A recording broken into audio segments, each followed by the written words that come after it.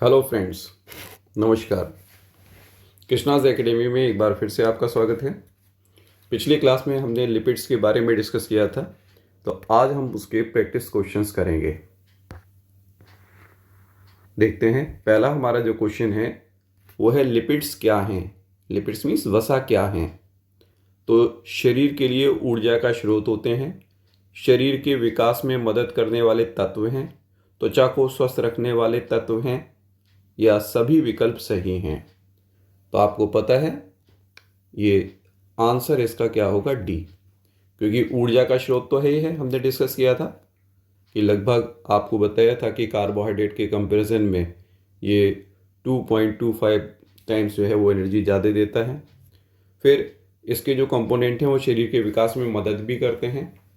त्वचा को स्वस्थ रखने के लिए जो विटामिन हैं, खास तौर से ब्यूटी विटामिन जिसको हम कहेंगे विटामिन डी, ठीक है, वो इसी तरीके का डेरिवेटिव की फॉर्म में प्रेजेंट है। तो पहला आंसर हमारा क्या है इसका, डी ऑप्शन इज करेक्ट। और अगर डी नहीं होता तो हमारा आंसर क्या होता, शरीर के लिए ऊर्जा का स्रोत है।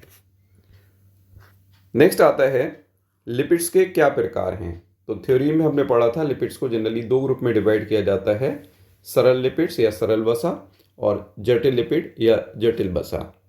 तो इसका आंसर हमें सीधे ही मिल रहा है। प्रोटीन से कोई मतलब नहीं, कार्बोहाइड्रेट से कोई मतलब नहीं, विटामिन मिनरल्स इसका पार्ट नहीं होते हैं, ठीक है, और जल और फाइबर जो हैं वो इसका पार्ट नहीं है। तो सीधा आंसर हमारा क्या है, लिपिड्स के प्रकार सरल और जटिल लिपिड्स होते हैं। अगला देखें, वसा और तेल में क्या अंतर है। आपको बताया था कि जनरली लिपिड्स हम वर्ड यूज करते हैं, लेकिन लिपिड्स को दो पार्ट में डिवाइड किया जाता है। कौन कौन से पार्ट होते हैं, एक होता है वसा और दूसरा होता है ऑयल, मतलब फैट एंड ऑयल, तेल।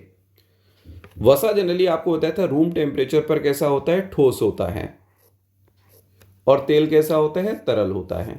ये चीज हमने डिस्कस की थी। तो यहां हमारा ऑप्शन पहला ही ठीक है, ये उल्टा दे रखा है तो गलत है। वसा में अधिक ऊर्जा, तेल में कम, ये बिल्कुल गलत है, क्योंकि सारे वसा एक जैसी ही लगभग ऊर्जा देते हैं, थोड़ा बहुत कम या ज़्यादा होती हैं। और ये भी फोर्थ ऑप्शन इसका उल्टा है, तो इसमें कोई मतलब नहीं होता। तो हमारा आंसर सही क्या हो गया, ए।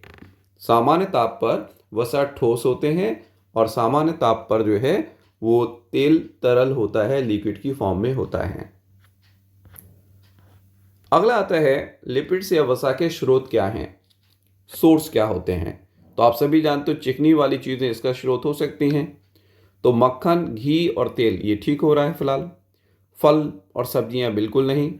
अनाज जो है वो आपको बताया था कार्बोहाइड्रेट का सोर्स होते हैं, और दालें किसका होती हैं, प्रोटीन का। मांस और मछली दोनों किसके हैं, प्रोटीन का सोर्स होते हैं। तो नीचे के तीनों जो हैं, ठीक है, ये लिपिड के स्रोत नहीं हैं। तो आंसर हमारा क्या है, हमारा आंसर है फर्स्ट, मक्खन, घी और तेल। ये बिल्कुल ठीक आंसर है। नेक्स्ट देखें, वसा की संरचना। तो आपको बताया वसा दो चीजों के कंपोनेंट के मिलने से बनता है, ग्लिसरॉल और फैटी एसिड, वसीय अम्ल।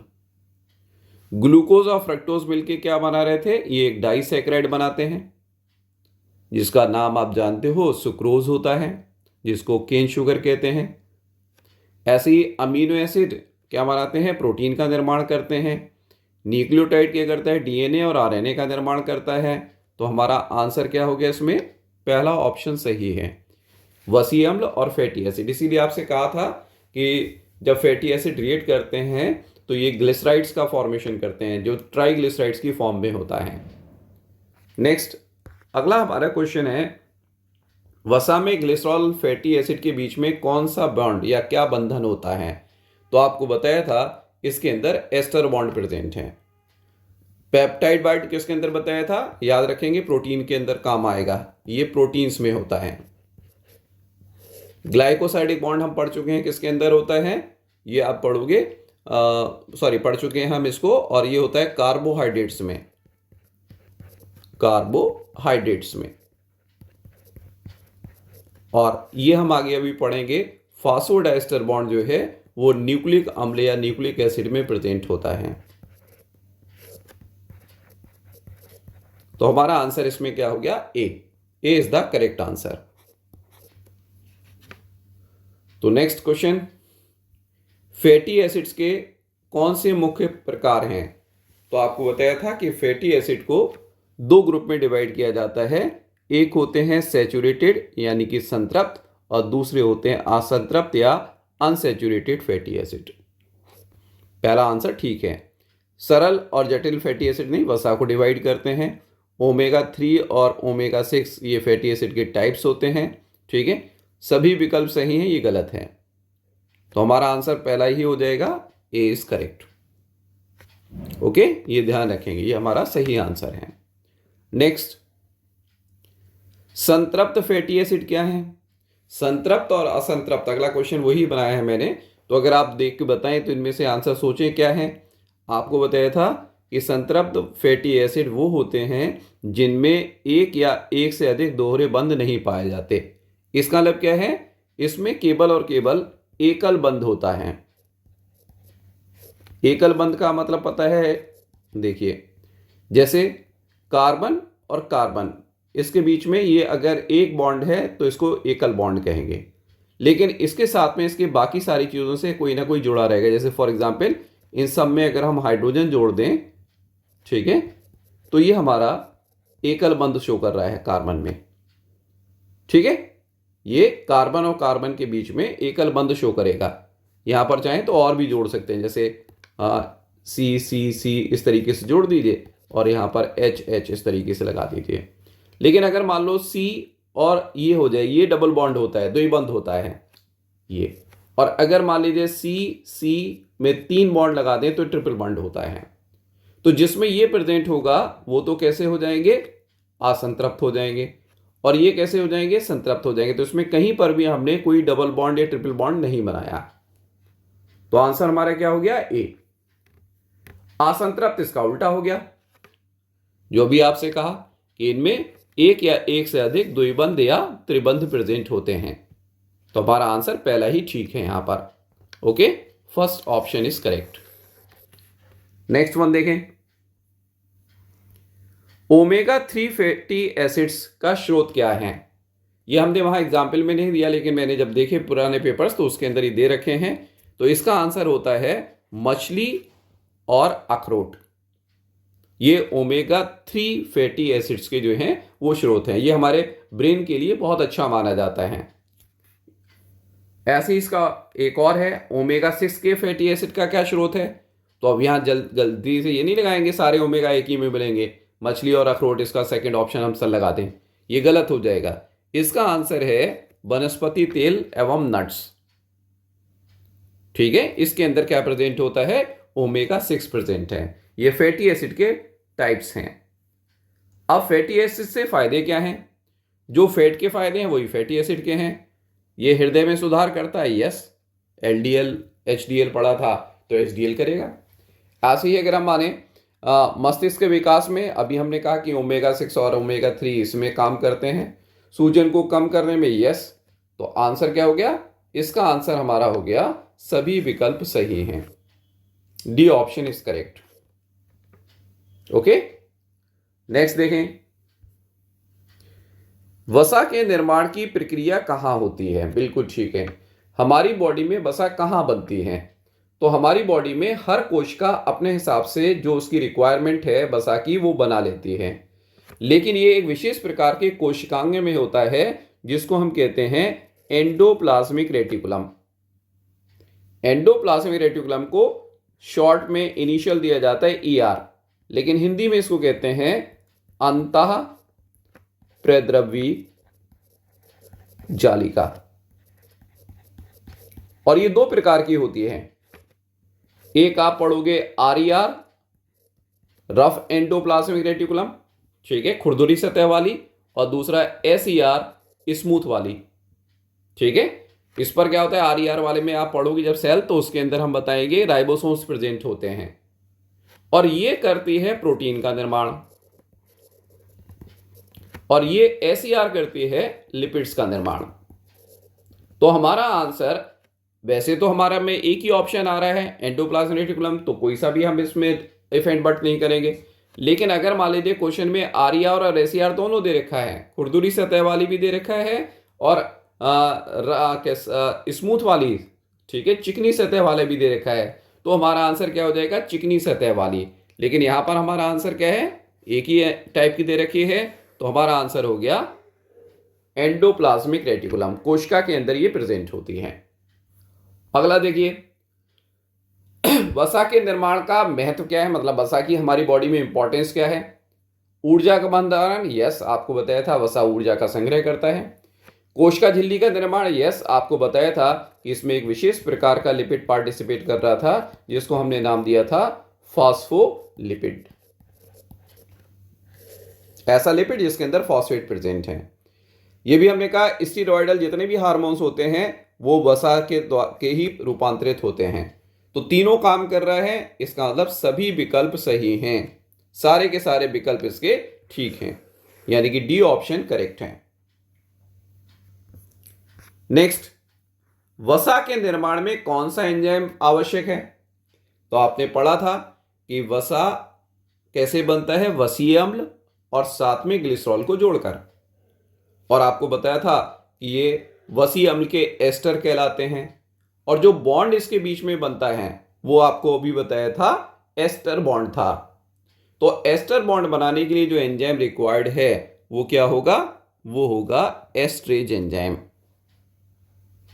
एस्ट्रेज एंजाइम जो है वो एस्टर बॉन्ड को बनाता है। बाकी ये जितने ऊपर लिखे हैं ये लाइपेज लिपिड या वसा का ब्रेकडाउन या जलापघटन करता है, पाचन में सहायक होता है। एमाइलेज कार्बोहाइड्रेट के पाचन में सहायक होता है, और प्रोटीएज जो है प्रोटीन के पाचन में सहायक होता है।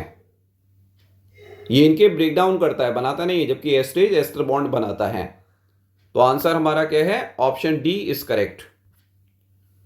नेक्स्ट, सरल वसा क्या है। तो आपको बताया था सिंपल वसा की खासियत क्या है कि इनका निर्माण ग्लिसरॉल और फैटी एसिड से होता है, ये इसके एस्टर हैं। या हम ये कह सकते हैं जब सरल वसा का जलापघटन किया जाता है तो हमें ग्लिसरॉल और फैटी एसिड प्राप्त होते हैं। तो ये हमारा आंसर यही है। आगे देखें, ग्लूकोज और फ्रक्टोज के पॉलीमर है, नहीं ये तो कार्बोहाइड्रेट है। अमीनो एसिड के पॉलीमर हैं तो ये प्रोटीन हो गया। न्यूक्लियोटाइड के पॉलीमर हैं तो ये क्या हो गया, न्यूक्लिक एसिड हो गया। मतलब इसके लिए क्या होना चाहिए, इसके लिए होना चाहिए ऑप्शन में कार्बोहाइड्रेट्स। ठीक है, ये कार्बोहाइड्रेट के लिए सही है। ये आपको बताया किसके लिए सही है, ये प्रोटीन्स के लिए सही है, और ये किसके लिए है, ये न्यूक्लिक अम्ल के लिए सही है। ये सब याद रखेंगे, आगे आपके सब काम आएंगे। ओके, अगला क्वेश्चन देखिए, सरल वसा के उदाहरण क्या हैं। तो सारे लोग बता सकते हैं सरल वसा के उदाहरण क्या हैं, ट्राइग्लिसराइड्स, क्योंकि आपको बताया था फॉस्फोलिपिड कैसे हैं, संयुक्त वसा में आते हैं। स्टेरॉइड क्या थे, डेराइव्ड यानी कि व्युत्पन्न में आते हैं। और वसा घुलनशील विटामिन ये एक अलग पार्ट हो गया, इसे वसा का लेने देना नहीं।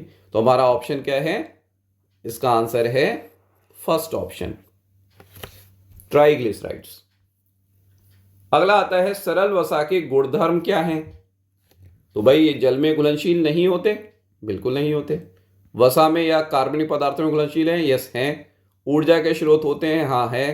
तो यानी कि सभी विकल्प सही हैं।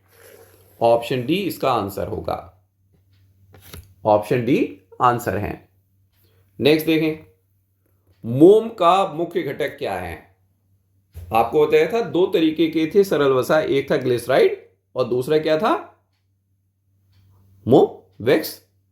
और आपसे कहा था कि वहां पर तो ग्लिसरॉल था, यहां पर आपको बताया था फैटी एसिड के साथ मोनोहाइड्रोक्सी एल्कोहल जुड़ते हैं।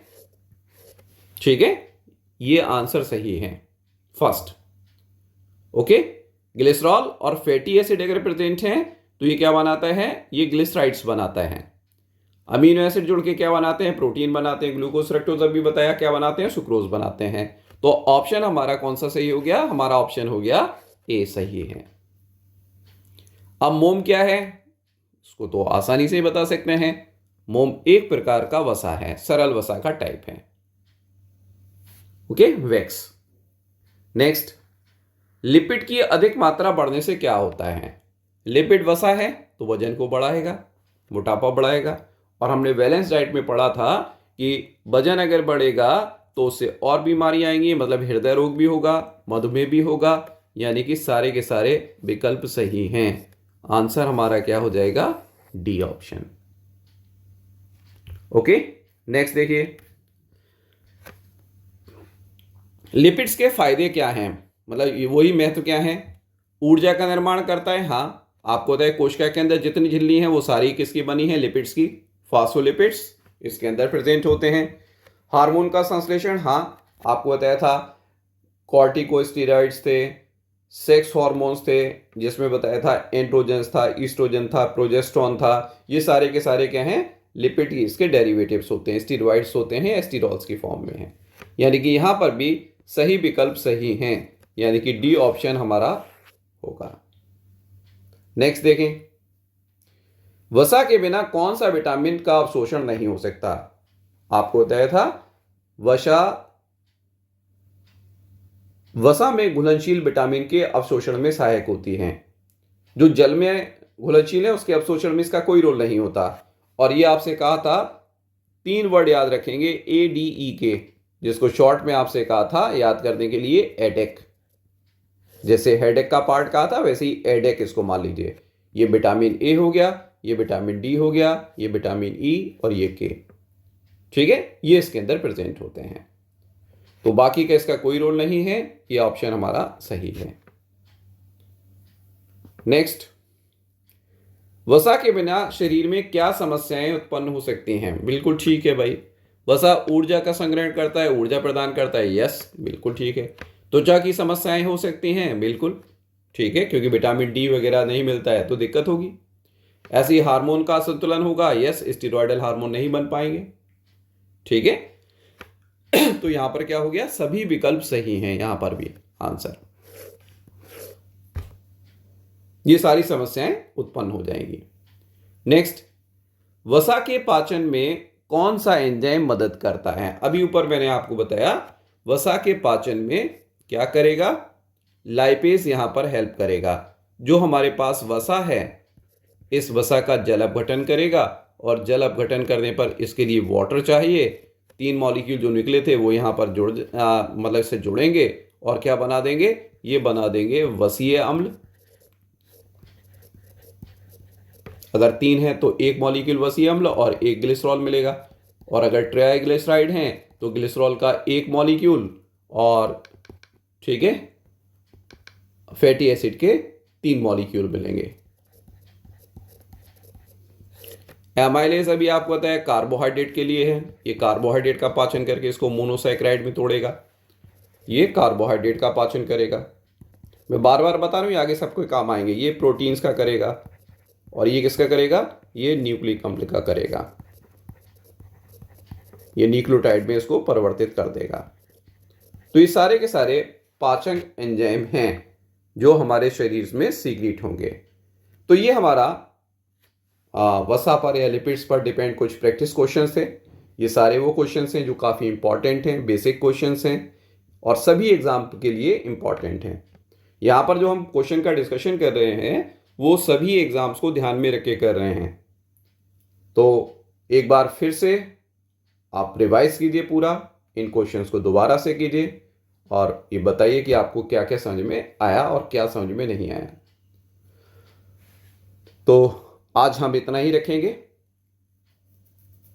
आप सबसे यही रिक्वेस्ट है कि आप चैनल को लाइक कीजिए, शेयर कीजिए और सब्सक्राइब कीजिए।